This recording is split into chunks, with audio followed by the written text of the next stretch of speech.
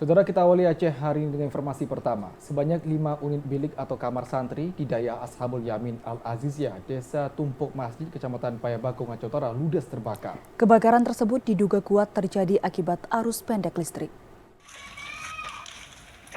Inilah video amatir yang direkam oleh warga saat kobaran api membakar 5 unit bilik atau kamar santri di Daya Ashabul Yamin Al-Aziziyah, Desa Tumpuk Masjid, Kecamatan Payabakung, Aceh Utara pada Senin siang kemarin. Api terus membesar dan membakar bahan yang mudah terbakar seperti material kayu bangunan, tempat tidur, hingga berbagai peralatan para santri. Masyarakat dan para santri pun berbondong-bondong berupaya memadamkan api dengan alat seadanya. Api berhasil dipadamkan beberapa saat kemudian setelah 2 unit mobil pemadam kebakaran dari pemerintah Kabupaten Aceh Utara dan perusahaan migas diturunkan ke lokasi. Pihak kepolisian pun telah memasang garis polisi di lokasi kebakaran, di mana kebakaran diduga kuat terjadi akibat arus pendek listrik. Penghuni bilik yang di sini udah pada pulang kampung semua.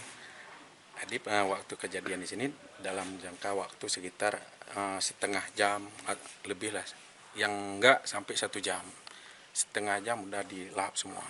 Ada berapa bilik semua yang 5. Jumlah santri yang menginap di bilik ini? Sekitar 40 orang. apa saja yang hangus terbakar?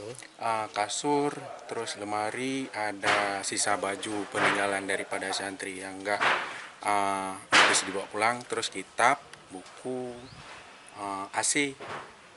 Tidak ada korban jiwa dalam peristiwa kebakaran tersebut karena saat kejadian para santri telah pulang ke kampung masing-masing selama bulan Ramadan, namun kerugian ditaksir mencapai 100 juta rupiah. Dari Aceh Utara, Fajar Sidik, TVRI Aceh melaporkan.